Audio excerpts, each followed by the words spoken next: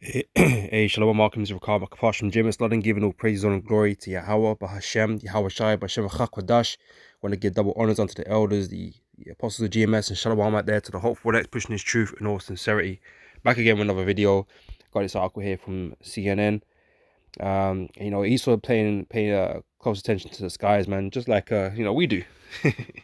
you know, Wishing out for the Lord's chariots, man. And he's all been investing and putting money and time and energy in uh, seeking after these what they call UFOs or UAPs, right? Things that they uh, can't identify, things that they can't explain, right? And they've been watching it for a while still, and they obviously conjure up ideas, mass, in the world that these are the extraterrestrials from other planets and all this kind of business. But on a serious note, right? These UFOs are mentioned in scriptures as chariots of the Lord, man. These things that seem to defy the rules of of the physics that we have on this earth, on this planet, right? Okay. Um, these things should be more spoken about biblically, right? Than this fantasy stuff that's that circulates in the world with aliens and that kind of BS and that because there's indications in the scriptures which make these things more plausible that they're of a biblical nature, right? I.e., angels, vessels that angels move around in on the earth, right? Then bulbous headed, bug eyed, green men or whatever.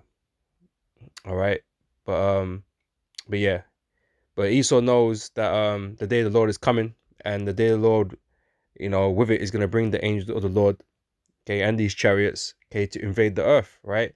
And the angels are always out here moving around and doing, different things, different tasks, that it was set to do in the earth. All right, but now, Esau's putting some what's that word, man? Because before they've always tried to sort of downplay it, but now they kind of put in, because they came out of it, that these unidentified events that took place.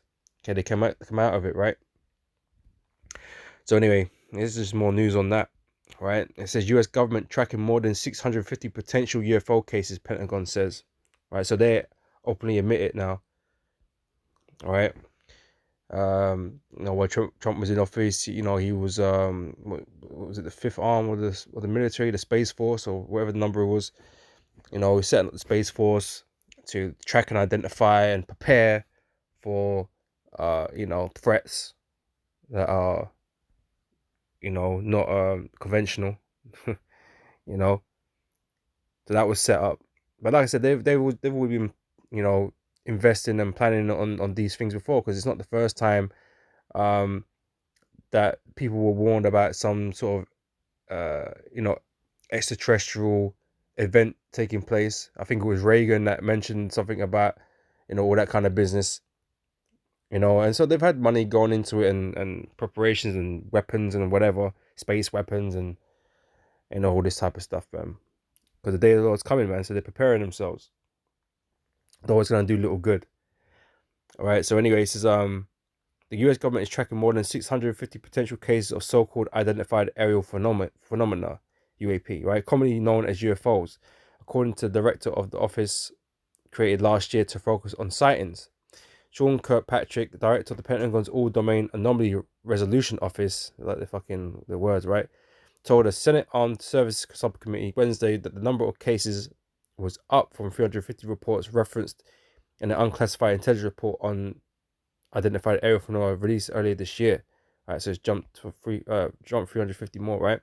So of those, over 650 were prioritized, about half of them to be anomalous interest in value, right? So let's just check out what this word is, right?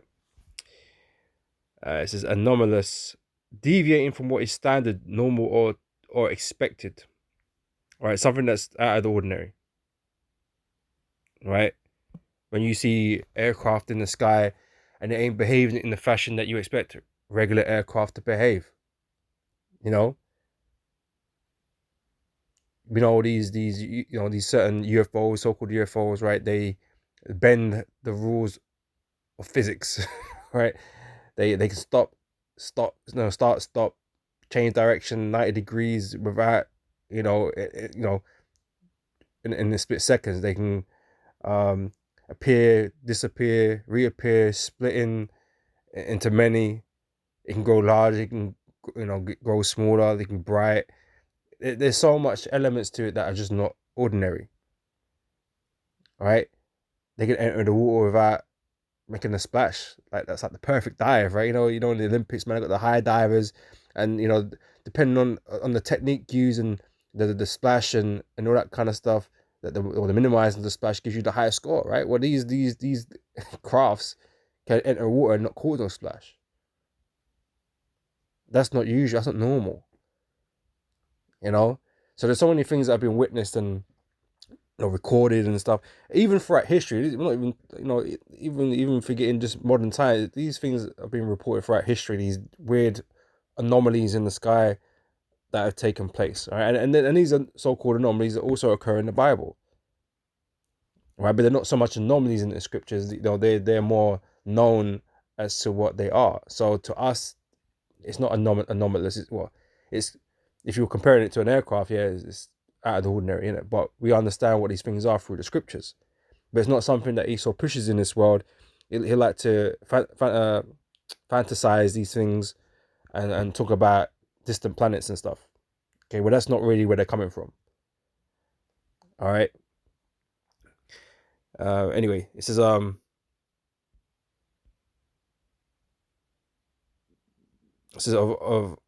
those over 600. Oh yeah, so about half of them to be of anonymous interest in value, and now we have to go through those and go, how much of those do I have actual data for? So Kirkpatrick outlined to lawmakers how his office is helping the Pentagon and the intelligence community to identify emerging foreign technologies. All right, 1 second. This is including his role in helping to identify the high altitude surveillance balloon from China that flew over U.S. airspace in February, which they made a big deal about over nothing. Right. So he played video from two of cases that had been declassified. One that had been resolved and the other unresolved. The first video showed a small orb that flew through the camera screen of a MQ-9 drone in the Middle East in 2022. The drone's camera followed the object as it moved through the sky, coming in and out of the screen. Kirkpatrick explained that this case was unresolved because there was no other evidence beyond the video. It was going to be virtually impossible to fully identify that just based off that video. He said, adding that the hope was as more data was gathered on these episodes, patterns could emerge to help explain the unresolved cases. And that's what Esau likes to do. He likes to try and explain things with his logics, with his carnal side, because he's not a spiritual man. So he will never dive into that spookiness because he don't believe in that. So he's going to try and explain it, by some other types of means. The same way he explains about weather anomalies and things like that. He'll just say, he'll talk about Mother Nature. He'll talk about patterns. He'll talk about all this types of things and why these things happen and blah, blah, blah, blah, blah, blah, right? Not addressing the spiritual side or aspect to all these things, right? But anyway, this is so in the second video from South Asia earlier this year, an object flew by two MQ-9 drones, including one that captured video appearing to have a propulsion trail behind it, which Kirkpatrick said was initially believed to be truly anomalous.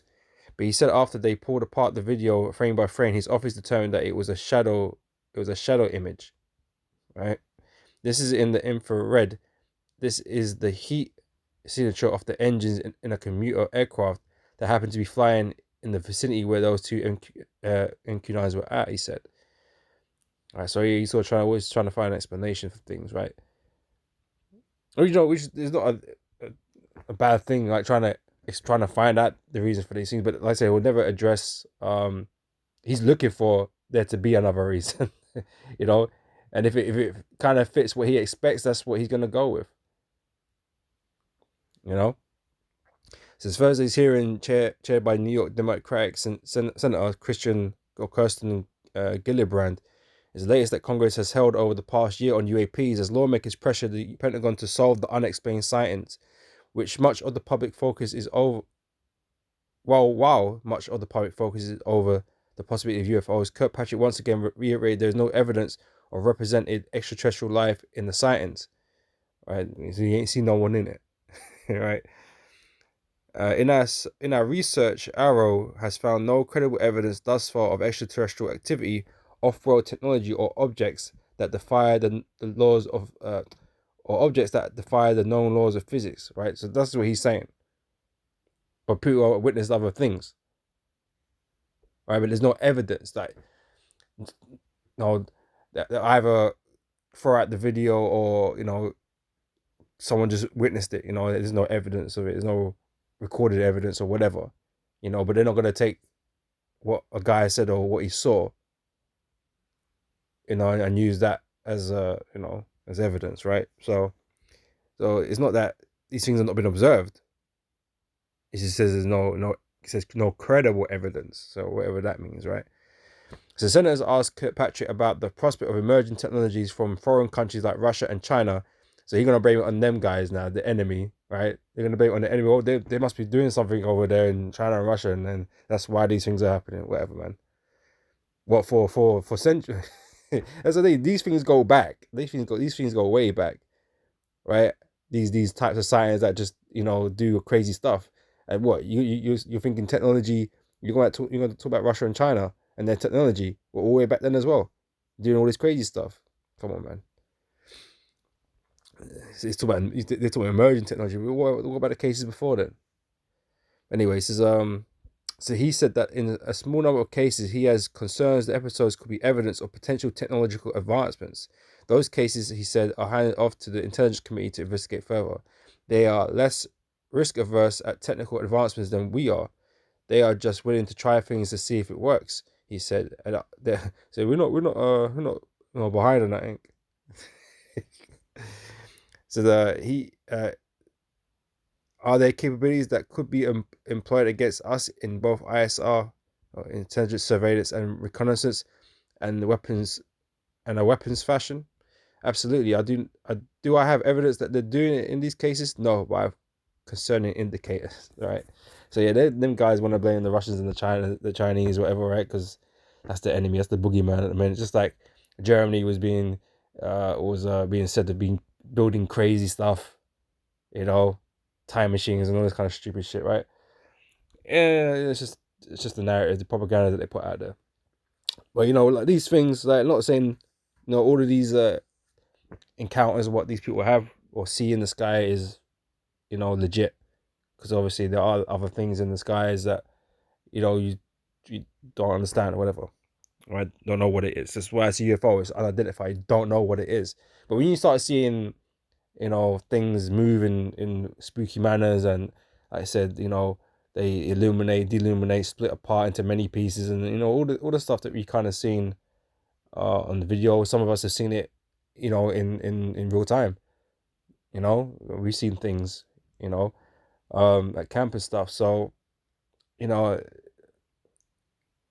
Esau does what Esau does. He's stifling the truth. He's creating confusion and disbelief and whatever, man. But they're preparing, right? They're preparing for the day of the Lord. All right. This is from Zechariah chapter 5 and verse 1. It says, "Then I turned and lifted up my eyes and looked, and behold, a flying roll. And he said unto me, What seest thou? And I answered, I see a flying roll." Okay, well, what does that mean? Right? It represents these chariots. So there's not going to be a flying scroll in the sky. That's what the roll stands for, flying scroll. It just means that, it was long, and this one wasn't a particularly big one, right? So the length thereof is 20 cubits, and the breadth thereof 10 cubits. Then he said unto me, This is the curse that goeth forth over the face of the whole earth. For every one that stealeth shall be cut off as on this side according to it, and every one that sweareth shall be cut off as on that side according to it, right? So these things, they appear, okay, and you don't know what the hell they are, but they're appearing all over the earth. The world sees them, right? And this is a curse. This is ultimately, these are going to be objects of your destruction. This world, this kingdom's destruction, right? Because it's not it's generally not good when angels show up. Something's about to go down if the angels show up, man. All right, and they're gonna show up with Yahweh Shai because they're Yahweh Shai's army. All right, so these flying things in the sky that are not uh what's the word, man? They're not, part of the world's, technology kind of thing, right? They're foreign. Okay, no one in the world has got these things and what they do. No one's capable of doing that. You know. So like I said, these things belong to the Lord.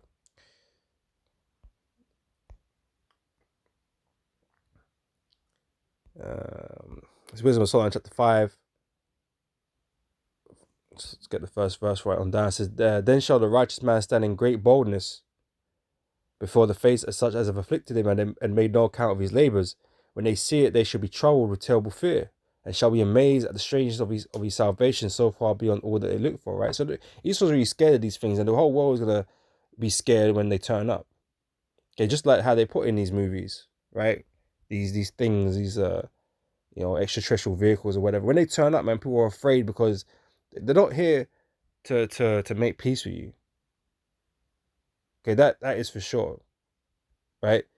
They're gonna save the Lord's elect, okay, and they're gonna destroy and enslave and all of that, right, to everybody else, right? Think War of the Worlds, right? Think Independence Day. We quote those movies a lot, right? In regards to this, people getting vaporized, right? And that's in the scriptures too, man. So we're gonna get that in a minute. All right, but these are the things that Esau thinks that he's preparing for, that he thinks he's keeping that eye on. Because I bet they're not even talking about the NASA streams and stuff like that they catch out of there. It's 2 Thessalonians chapter 1, verse 7. It says, "And to you who are troubled, rest with us when the Lord Yahweh Shai shall be revealed from heaven with his mighty angels." Okay, when Yahweh Shai returns, he's coming with his mighty angels, right? He's going to come with his army, right? And what's he going to do with this army? What's he going to do with these angels? Revelation 19, verse 11. "And I saw heaven opened, and behold, a white horse. And he that sat upon him was called Faithful and True. And in righteousness he doth judge and make war." Okay, that's why the Lord's coming back with these angels, with these chariots. Okay, and the white horse represents his power in the chariots, right? That's what he's coming back with power and great glory, right? To make war, right? So his eyes were as a flame of fire, and on his head were many crowns, and he had a name written that no man knew but he himself. And he was clothed with a vesture dipped in blood, and his name is called the Word of God. And the armies which were in heaven followed him upon white horses. Right? So the angels are his army, right? Followed him upon white horses in the chariots, right? Clothed in fine linen, white and clean. And out of his mouth goeth a sharp sword, that with it he should smite the nations, and he shall rule them with a rod of iron, and he treadeth the winepress of the fierceness and wrath of the Almighty God. And he have on his vesture and on his thigh a name written, King of Kings and Lord of Lords. All right. So yeah, they're scared. They're preparing. They think they got technology to deal with it, but they're overestimating themselves, one, and underestimating the Lord and the angels, man, because of Esau's pride. He thinks he can do the job. This is a Second Ezra chapter 13 verse. I'm starting from verse 3, right? So, "And I beheld, and lo, that man," okay, the same man we just read about in Revelation 19, is Yahweh Shai, okay, with the angels, right? So, "And beheld, and lo, that man right strong with the thousands of heaven," okay, the angels. "And when he turned his countenance to look, all the things trembled that were seen under him," right? Before the presence of the Lord, man, they're going to be in great fear. right? Because you're looking at something that you're not on this level. All the Esau's technology, and he hoping China and Russia got something, man, because they ain't got it. America ain't got it. They're hoping China and Russia got something up their sleeve, man, to deal with the Lord. But nah, they ain't got nothing to deal with the Lord, man. China and Russia ain't got nothing special. We know they've made advances with the missile technology and all that kind of stuff, but they're not. It ain't nothing special. It ain't nothing um that defies you know the physics as we know. There's nothing like that.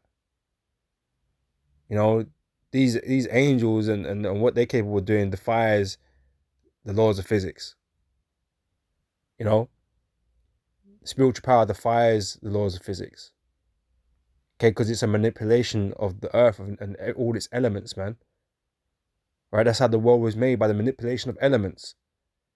Okay, Esau can't, he can't do that. Like, he can form something, but he can't manipulate it in such a way, like, like alchemy. It's basically alchemy in a way, right? That you can change one thing into another. Like, you can change the properties of something. Like, gravity don't affect gravity doesn't have to have an effect. You know what I'm saying? Things don't have to work the way things have to work for us. If we're going to design something, we have to take gravity into account. We have to take friction into account. We have to take all these things into account to be able to build something. But if you're an author of those things, then you get to manipulate. You get to have it that these values are zero. There is no friction. There is no gravity. That's why you could go from 1,000 velocity to zero and just go to 1,000 again straight away without, returning and we're confined by these rules, but the angels are not, because they are a part of the creators of the earth and everything in it. So they're well beyond scope of what man is capable of doing. All right. It says, verse 4, and whensoever the voice went out of his mouth, all they burned that heard his voice, like as the earth faileth when it feeleth the fire. And after this I beheld, and lo, there was gathered together a multitude of men out of number from the four winds of the heaven, to subdue the man that came out of the sea. Right? That's the world's armies, man. After America's destroyed, man, most of that's going to be, the military is going to be gone, right? But there's still going to be remnants in different places, right? You're going to have NATO still, and you're going to have the world, the rest of the world's nations, those that are still alive, from the World War III. They're going to band together, just like they show you in Independence Day. They're going to fight a common threat. Because Yahushua is coming for everybody's crowns, right? He's coming to lay waste and put down all you nations, right? So he's coming to take dominion away from you. That's why you're all going to fight. And all you people are going to be shitting bricks, man. So they're going to join together. They're going to come and face the Lord, right? So verse 6, but I beheld, and lo, he had graded himself a great mountain and flew up on it, right? So Yahushua has actually got, a great chariot, a massive chariot, like they tried to replicate in Independence Day, right? It ain't gonna be your conventional so-called UFO that people will see, as an orb in the sky. No, this is gonna be a huge thing that you cannot miss, right? It's gonna be huge, right? And said, but I beheld, and lo, he had graded himself a great mountain and flew upon it. But I would have seen the region or place whereat the hill was graven, and I could not, right? So he could not see the full extent of the chariot, because it took up this whole view. So it's going to take up the skyline, man, and you're not going to be able to see beyond it, right? And verse 8, and after this I beheld, and lo, all they which were gathered together to subdue him were sore afraid, yet durst fight, right? So you're going to come up to the Lord even though you're scared to death, because the Most High going to harden your hearts to come and fight anyway. Even though you're about to be destroyed. Even though this is the Lord, and you would think, like, after something like that, you see that, right? That everything that was written in the scripture is true. That this is the Lord. And these are gonna be, some of these are gonna be Christian countries, man, that supposedly are founded on the Bible and that kind of stuff, but they're gonna go and fight the Lord, the very Lord that is in their scriptures or in the Bible, not their scripture because they don't believe in it really, but no, that's in the Bible. They're gonna come against him, man, knowing that this is a lose-lose situation right now. You know, so everything's gonna be made evident in that day, and Esau and the world's armies, they're gonna get destroyed. Right? There's gonna be no power, no might in these people anymore. Okay. Verse 9. Let's go up a bit, right? It says, and lo, as he saw the violence of the multitude that came, he neither lifted up his hand, nor held sword, nor any instrument, but only I saw that he sent out of his mouth as it had been a blast of fire, and out of his lips a flaming breath, and out of his tongue he cast out sparks and tempests. So the Lord coming with that raw power, that spiritual power, that energy, you know. Like I say, you know, we reference these animes and stuff like that with just mad crazy power, right? That's what the Lord's coming, man. He ain't got, you know, didn't need a sword. He didn't need a conventional weapon. You know, he didn't need a gun. You know, he didn't need a laser gun and no, he just out of his body, out of the chariot. It would just out of his presence, man. He's gonna come out power, right, and disintegrate everything before him. You know, because Yahushua directly jacked into the spirit, man. You know, so you're gonna call upon spiritual power, right? So verse 10 says, but only I saw that he sent out of his mouth as it had been a blast of fire, and out of his lips a flaming breath, and out of his tongue he cast out sparks and tempests, and they were all mixed together, the blast of fire, the flaming breath, and the great tempest, and fell with violence upon the multitude which was prepared to fight. So Esau is trying to prepare himself to fight the Lord. So he's, you know, he's got his technology, you know, DARPA, developing the technologies and that, and the Pentagon and all this kind of stuff, man. But none of it is ever going to be enough. Not by a long way. You know, we don't know what the hell fucking DARPA's working on, but just know it ain't going to be enough. You know? These men are hoping that a chariot crash that they can fucking reverse engineer that shit. You know, with their fucking Roswell and area, Area 51 and all that kind of stuff. They wish that shit was going on, man. They're just secret facilities, man. They're doing their research in, but they ain't got no fucking alien tech in there. They fucking wish they did. You know? They somehow shot down an angel and took it in. You know, they wish they had that sort of ability to do that, man. But you know, they just don't at the end of the day. And this is why they're gonna be humiliated. Okay, when Yahushua comes. Okay, utterly humiliated. The earth is gonna be humiliated. This mighty power on the earth that's been running wild, rampant in the whole earth, man, boasting of their might, you know, and destructive capabilities, man, is gonna be made to look like, you know, look like children. You know, like when a small kid, right, thinking that he's gonna step in the boxing room with an adult. No, it ain't happening. Now you're gonna make to look stupid, man. Inadequate, toothless. You know, that's how you're gonna be made to look like in front of the whole world. And everybody's gonna know, man, that yeah, man, this is the Lord. No wonder. You know, no wonder we were made to look small. All right. Anyway, it says and burn up every one of them, so that upon a sudden of an innumerable multitude, nothing was to be perceived, but only dust and smell of smoke. Right. So again, that oh, I forgot the name of the movie now. Shit. The Tom Cruise movie. I mentioned it earlier, man. I've forgotten it.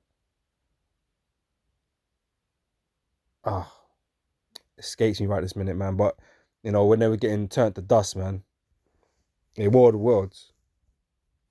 Was that it? Did I mention that? Don't remember now. Yeah, War of the Worlds, man. Tom Cruise, and I believe that's like the remake or something like that. It's an older version, but yeah, man. When these aliens, so-called aliens, right, came down, they were turning people to dust, man. Vaporizing them, and turning them to salt. All right, and that's what the Lord's gonna do. When he returns, he's gonna turn people to salt, man. It's a molecular matter. right? You're gonna vaporize you, man, right? It says, but only the dust and smell of smoke. When I saw this, I was afraid. All right. So the whole world gonna be afraid when they witness that, man. You know. It's Obadiah 1 and 3 says, the pride of thy heart hath deceived thee, thou that dwellest in the clefts of the rock, whose habitation is high, that saith in his heart, who shall bring me down to the ground, right? I say Esau has become so proud, and he's been used to having all this power and authority on the earth, greater than everybody else's power, right? So he gets to walk around with his chin up in the sky and talk the most amount of shit.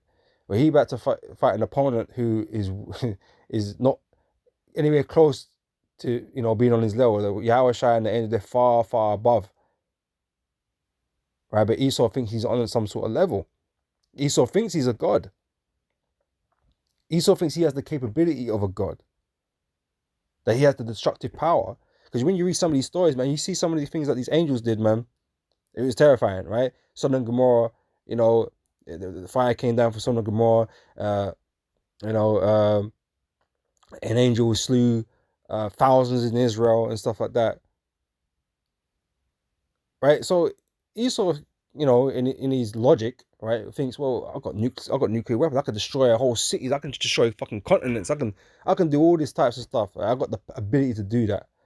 But what you don't understand is that power isn't even close to the power that these angels are rolling with, man. That the Lord is rolling with, that the Most High has. It's not even close.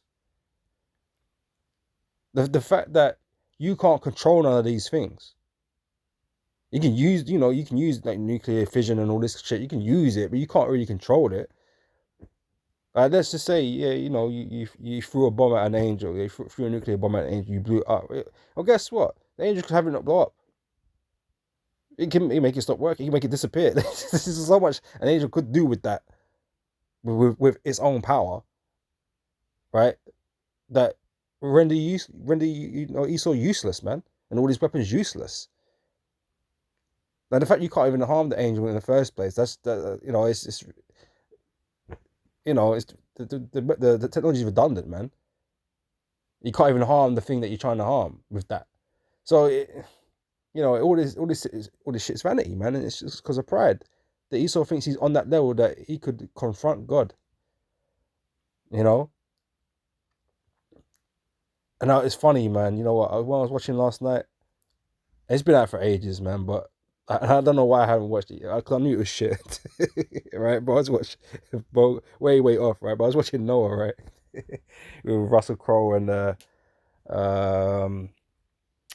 Ray Winston and what's the other dude, man? Oh, I'm getting for now. It doesn't matter, right? But yeah, Tubal Cain, he was Ray Winstone in the movie, right?